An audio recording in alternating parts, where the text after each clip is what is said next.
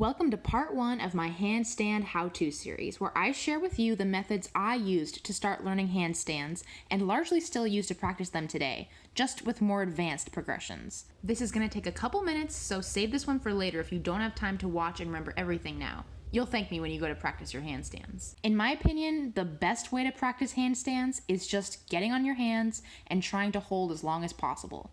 For me, the wall is a helpful tool to feel what balancing in a specific shape feels like, but if it becomes the primary way you practice, it'll become a crutch.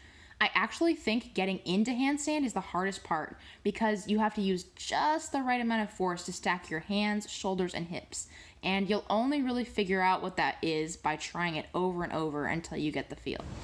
With that in mind, here are my top entry methods to practice handstands for all levels, but especially beginners.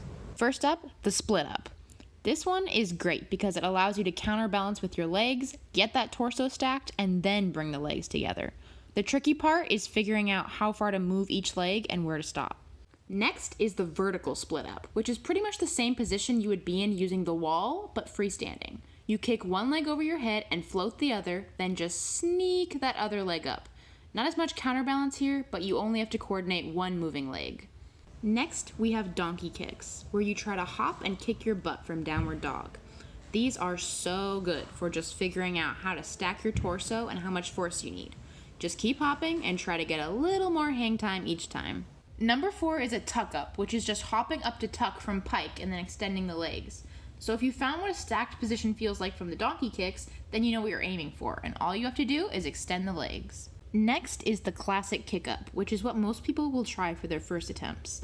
This one is actually deceptively tricky because there's nothing to counterbalance. You have to stack everything perfectly or it won't work. These are good to work on, but not the best if you're just starting out.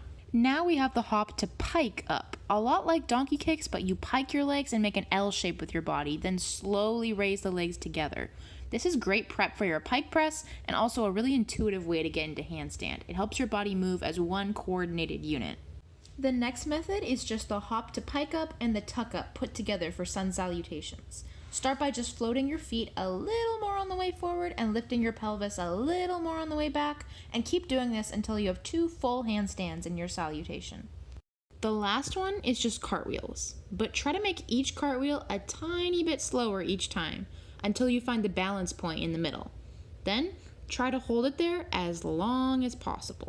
If you stuck around to the end, you are the GOAT. I know this was a long one. Come back for part 2 where I'm going to show you the exercises I trained to build the strength and mobility that helps with handstands.